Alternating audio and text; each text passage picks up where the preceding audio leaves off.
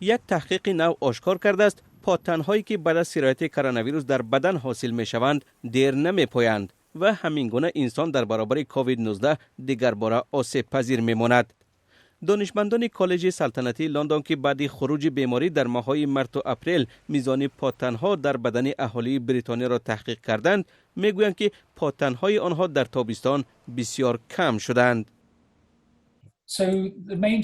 در جریان سه تحقیق پادتن‌های گروه از مردم در ماه ایول و اوگوست ما معلوم کردیم آنها از 6% تا 4.8 و 4.4% کمتر شدند. هرچند این رقم‌ها خرد هستند ولی با نظر داشت تعداد آدمان با باوری کامل می توانیم بگوییم که تغییر واقعی را نشان می‌دهند. در عموم حقیقت این است که بیشتر از 90% مردم در برابر بیماری آسیب پذیر هستند. خبری مذکور در زمانی است که در بسیاری از گوشه‌های جهان سرایت کرونا ویروس نو سرعت گرفته است.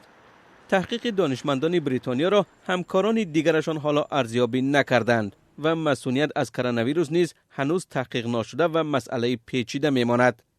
عین زمان پژوهشگران میگویند که تجربه ها با کرونا ویروس های پیشینه نشان میدهد که مسئولیت بدن در برابر آنها دیر دوام نمیکند.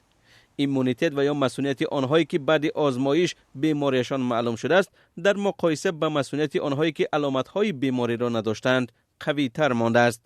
اما میزان پادتن‌هایی که کارمندان طبی و طبیبان داشتند تغییر نکرده است و سببش هم شاید سرایت به تکرار ویروس باشد.